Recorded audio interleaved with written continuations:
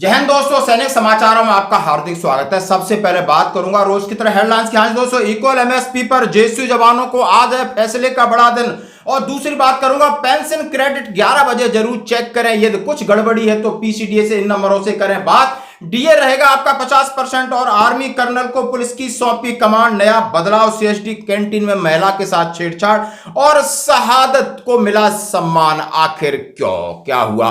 तो खबर करते हुए साथ सबसे पहले मैं बात करूंगा इक्वल मिलिट्री सर्विस पे, यानी 15,500 चाहिए हमें अफसर के बराबर।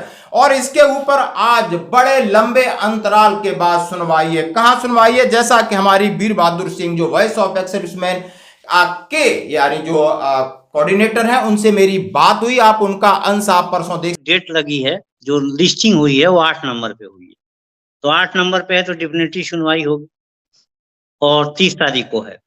तो जो नए जज साहब आए हैं जिनके बेंच में लगी हुई है, वो उनके बारे में ये कहा गया है कि जैसे सुप्रीम कोर्ट में सुनवाई होती है उसी तरह फास्ट है और फास्ट निर्णय देते हैं। तो होपफुली इस बार हम लोग जल्दी इसको क्लोज कर पाए देख सकते हो। लेकिन आज उन्होंने फिर मैसेज दिया कि today our case for equal MSP is listed at, उन्होंने कहा serial number 8 at court number 4 Delhi high court. Fee for advocate for the hearing paid to the advance hope for the best, Veer Bahadur Singh national coordinator. हाँ जी दोस्तों, ये check आप निदेश गुप्ता के नाम पे देख सकते हो। 1.5 लाख का ये सौंप दिया है। और आज है क्या तैयारी? हाँ जी दोस्तों, नई बेंच है, नए जज साहब है और नई उम्मीद है। तो दोस्तों थोड़ा सा इसके ऊपर ध्यान रखते हैं कि हाँ जी दोस्तों, ये केस हमने एमओडी यानी सरकार के खिलाफ डाला है। क्यों आप अफसर को 15,500 दे रहे हो? क्यों आप एमएनएस को 10,500 दे रहे हो? जेएसयू जवान को 5,200 क्यों? जब किसका मूल आधार है, किसकी जान को ज्यादा खतरा है? क्या जवानों की जान को ज्यादा खतरा नहीं है या जवानों की जान ज्यादा सस्ती है? आरटीआई से सारी इंफॉर्मेशन मांगी। एक नॉन कॉम्बिटेंट यानी मिलिट्री नर्सिंग स्टाफ जो कॉम्बिटेंट भी नहीं, उसको आप 10,500 दे रहे हो। आपने उनको वरीयता दी किस लिए? टैक्टिकली, किस लिए? खतरों को लेकर, किस लिए? ड्यूटी को लेकर। ये कौन सा आपका आधार है? और इन्हीं बातों को चैलेंज करती हुई वॉइस ऑफ एक्स सर्विसमैन जो हमारे एडवोकेट है निदेश गुप्ता और दूसरा भी एक पैनल है, लगातार दोनों मिलकर इस केस को लड़ रहे हैं। तो दोस्तों यदि क्या होता है, यदि हम केस जीतते हैं, यदि हम केस जीतते हैं, या आज आपको बहस होगी या फैसला मिलेगा या फैसला सुरक्षित रखा जाएगा, या बहस नहीं होगी, क्या तारीख मिलेगी?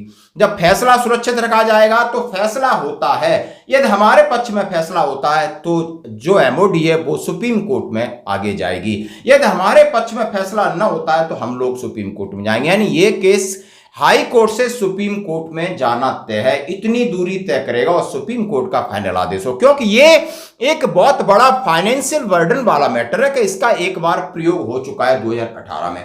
उस समय के जनरल रावत साहब ने इसकी पहल की थी, एमओडी को भी कन्विंस कर लिया गया था, लेकिन 610 करोड़ रुपए का बजट फाइनेंस मिनिस्ट्री ने खारिज कर दिया था। उन्होंने बोला इतना फाइनेंशियल बर्डन हम नहीं उठा सकते। लेकिन ये नए सिरे से जेएसयू जवान अपनी लड़ाई खुद लड़ रहे हैं और हम बिल्कुल आशा रखते हैं, उम्मीद रखते हैं, होप इज लाइफ कि आगे हमें सकारात्मक जरूर निर्णय हमारे पक्ष में होगा। तो दोस्तों ये थी अपडेट इक्वल एमएसपी के बारे में। अब मैं बात करता हूं पेंशन क्रेडिट। हाँ जी दोस्तों, आज 30 तारीख है, 11 बजे अपना अकाउंट चेक कर लीजिएगा। आपके खाते में दोस्तों आएगी पेंशन। अब मैं आपको बोलूंगा नई पेंशन आएगी या पुरानी पेंशन आएगी। यदि आपकी नई पेंशन आती तो ओआरओपी 3 के हिसाब से आएगी। आपने कैसे चेक करना है आपकी सही? तो आप टेबल नंबर 7 के हिसाब से आप चेक करो, पे स्लिप को डाउन करो। आपको लग रहा है मेरी लेंथ ऑफ सर्विस और रैंक के हिसाब से टेबल नंबर 7 में जो अमाउंट दिया है वो करेक्ट है तो फिर बहुत अच्छी बात है, नहीं है तो आपको ग्रेवियंस डालना होगा। इसके लिए पुराना पीपीओ जिसमें आपका नाम, नंबर हो, रैंक हो, एमएससीपी रैंक हो, लेंथ ऑफ सर्विस हो, उसके साथ टेबल नंबर 7 का कॉलम आपको डालना होगा कि हमारे टेबल नंबर 7 के अकॉर्डिंग आपने हमें पेंशन कम दी है। दोस्तों बात करूंगा डीए डीआर की, तो इसमें 50% लग के आएगा। कई लोगों का एरियर भी आएगा 2 महीने का या 3 महीने का, तो अपना कैलकुलेट कर लेना, कोई प्रॉब्लम नहीं। यदि आपको लगता है मेरी ग्रेचुटी में बढ़ के आई है, क्या ग्रेचुटी का कोई एरियर मिलेगा? बिल्कुल नहीं मिलेगा, ये कंप्यूटर जनरेटेड है। कम्यूटेशन के बारे में आपका जो ईएमआई है वो बढ़ा दिया है, क्या पीरियड भी बढ़ा दिया है? ये आपको सारे कहीं संदेह होता है तो जरूर बात करें इन नंबरों पर। जैसे पीसीडीओ के नंबर है 0532 22421880, टोल फ्री नंबर 180018053250, 0532242187, 0532242179, 053228000154। हमने आपके सामने 5 नंबर का ऑप्शन रखा है दोस्तों। ये कॉल कंप्यूटर जनरेटेड होता है, थोड़ा इंतजार करना पड़ता है। जैसे ही कॉल लगता है तो आपको आपके बारे में जानकारी मांगी जाएगी, आपका नंबर, आपका स्पर्श पीपीओ नंबर, आपका रिकॉर्ड, आपका डेट ऑफ रिटायरमेंट, आपका रैंक, उसके हिसाब से आपके बारे में बताया जाएगा। आपका पूरा लेजर पेज खोलेंगे जो ऑपरेटर है और सारी चीज बताएंगे। लेकिन दोस्तों गड़बड़ी बहुत है, ध्यान रखना, क्योंकि मेरे पास कम से कम 1000 मैसेज आए हैं। वो बोल रहे हैं कि मेरी सर्विस 22 साल है और 21 साल का मुझे दे रहे हैं, मेरा रैंक ये है, मुझे इस रैंक दे रहे हैं, मेरा रैंक एसीपी है लेकिन नए कोऑर्डिनेटर पीपीओ में एसीपी रिफ्लेक्ट नहीं किया है, तो मुझे नायक एसीपी हवलदार है तो नायक का ही पेमेंट दे रहा है। ये सारी चीजों को जानना है, समझना है। नहीं समझ में आता है, आप अपना पुराना पीपीओ और नया कोऑर्डिनेटर पीपीओ हमारे पास भेज तो हम जरूर बताएंगे कि आपका एंटाइटलमेंट एक्चुअली ये है और आगे क्या कार्रवाई करना है। बहुत सारे लोग सर्विस सेंटर चला रहे हैं, हम एक दूसरे की हेल्प लेंगे, लेकिन रुकना नहीं है, परेशान नहीं होना है, पेशेंस रखना है। देर है अंधेर नहीं, हम अपनी लड़ाई लड़ेंगे, जबरदस्त हम मिलके लड़ेंगे दोस्तों। तो ये है आज का दिन। अपने खाते में एक बार चेक कर लेना कि नई पेंशन और पुरानी पेंशन जिसकी आई वो घबराए नहीं, आएगी, लगातार काम चल रहा है। अक्टूबर 1 वीक तक सबको एरियर मिलेगा और सबकी पेंशन संशोधन होगी जो आरओपी 3 के दायरे में आते हैं। ये मत सोचो कि नहीं सर मेरी नहीं आई, हम क्या करें। नहीं आई, बात करो, बात कर सकते हो तो अपने कोऑर्डिनेटर पीपीओ, अपने पर्टिकुलर अकाउंट की आप डिटेल ले सकते हो, ये आपका हक है दोस्तों। तो ये चीजें आप खुद समझिए और अपने भाइयों को शेयर करिए। धन्यवाद दोस्तों। बढ़ते हैं अगली खबर की तरफ। जैसा कि हमने आपसे कहा कि आर्मी कर्नल को पुलिस की कमांड सौंपी गई। हाँ जी दोस्तों, पहली बार ऐसी आवश्यकता महसूस की गई कि हमारे शौर्य चक्र विजेता कर्नल विक्रांत पराशर को पुलिस का सीनियर सुपरिटेंडेंट ऑफ पुलिस नियुक्त किया गया है। बहुत अच्छी बात है, खुशखबरी। और वो देंगे स्पेशल ऑपरेशन ग्रुप को प्रशिक्षण देंगे, यानी आतंकवादी से कैसे लड़ना है। और ये 10 पैरा एसएफ के एक जांबाज अफसर है, इन्हें शौर्य चक्र से नवाजा गया है और हम इस पहल को सैल्यूट करते हैं कि हाँ जी दोस्तों, क्योंकि आर्मी के ऊपर हर कोई भरोसा करता है और ये आज प्रमाण हो चुका है कि हमारी चाहे प्रोफेशनल कॉम्पिटेंस हो या हमारा अनुशासन हो या हमारा सामाजिक पहलू को लो या हमारे काम करने का तरीका हो, सबको पसंद है। भले लोग इसके ऊपर कुछ लोग राजनीति करते हो, कोई फर्क नहीं पड़ता। जब इस तरह का भरोसा और इस तरह का सम्मान मिलता है, लोग भरोसा करते हैं, इससे बड़ी कोई और चीज नहीं है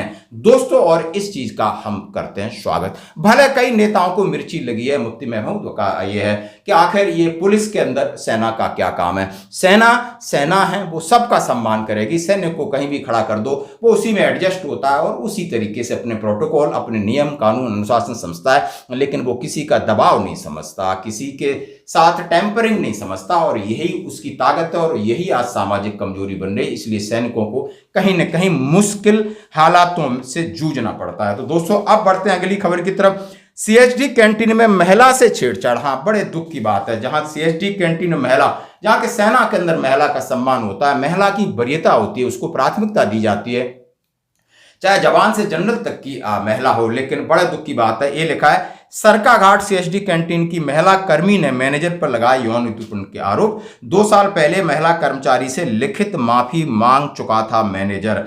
हाँ, ये मैनेजर है, कोई आशिक मिजाज। ये सीएचडी कैंटीन में तैनात एक महिला कर्मचारी, उनकी बहू ने कैंटीन मैनेजर पर अभद्र भाषा का प्रयोग करने, मानसिक प्रताड़ना और यौन उत्पीड़न के आरोप लगाए। पुलिस को दिए गए बयान के अनुसार सीएचडी कैंटीन मैनेजर उन्हें अपने घर में काम करने के लिए दबाव डालता था। जब उन्होंने इनकार कर दिया तो उन्हें मानसिक रूप से प्रताड़ित किया जाने लगा। महिला ने यह भी बताया कि 2022 में भी मैनेजर ने उसके साथ बदतमीजी और गलत नजरों और अभद्र शब्दों का प्रयोग किया। तब लोक लाज के भय के चलते हुए चुप रही। उसके बाद भी मैनेजर नहीं माना। तब कैंटीन के अन्य कर्मचारियों के हस्तक्षेप और मैनेजर द्वारा लिखित रूप से माफीनामा लिखने के बाद मामला शांत हो गया। महिला कर्मचारी ने आरोप लगाया कि मैनेजर ने कैंटीन में ही कार्यरत उसकी बहू को भी कई बार घर में काम करने और स्कूटी देने, अन्य खर्चे देने, कई इस तरह के लालच और प्रलोभन दिए। जब बहू ने ये सारी बातें बताई तो मैनेजर की इन हरकतों को लेकर उसके केबिन में उससे पूछने गई। मैनेजर ने उसे उसकी बहू नौकरी से निकालने की धमकी दी। पीड़ित महिला ने पुलिस और आर्मी हेडक्वार्टर से आर्मी रूल भारतीय कानून के तहत सीएसडी कैंटीन मैनेजर के खिलाफ सख्त कार्रवाई करने की मांग की है। तो दोस्तों ऐसी घटना बड़ी शर्मनाक है जो सामने आती हैं और ऐसे लोगों को उस जगह पर, सार्वजनिक जगह पर रहने का कोई अधिकार नहीं बनता। अब मैं बात करूंगा शहादत की और शहीद की। यही है सम्मान, ये शायद इस सम्मान के लिए सब लोग तरसते होंगे। और आप ये देख सकते हो कि एक हमारा जाबाज सैनिक, और ये भी देख सकते हो दोस्तों यानी इसका शहीद का दर्जा और कई तरह की समस्याओं को लेकर इसके कुछ इशू चल रहा था, लेकिन अब इसको पूरी तरह सम्मान और शहादत मिली है दोस्तों। और ये बीकानेर के पास पांचू में है और ये हमारा जवान राम स्वरूप कासबा, और जो कि सैन्य सम्मान के साथ, और जहां पर वंदे मातरम, भारत माता की जय के नारे लग रहे हों, तो दोस्तों ये चीज छीननी नहीं चाहिए। समाज और नेता या कहीं कोई भी हो, लेकिन यहाँ गलत मैसेज नहीं जाना चाहिए कि एक जवान शहीद होता है और उसके पीछे मेला लगता है और वहां पर बात होती है क्या, वंदे मातरम की बात होती है, भारत माता की जय बात होती है कि शहीद सैनिक अमर रहे। यानी ये जो ये एक स्पिरिचुअल टाइप है, ये इतना बड़ा लोगों में उत्साह होता है कि एक शहादत हमारे गांव में हुई है और उसका शहीद स्मारक बने, उसका सम्मान मिले, उसके परिवार को सम्मान मिले, तो एक समाज में एक पॉजिटिव मैसेज जाता है। और इसको ज़्यादा से ज़्यादा शेयर करें। आज की खबरों में इतना ही, बने रहिए हमारे साथ। धन्यवाद।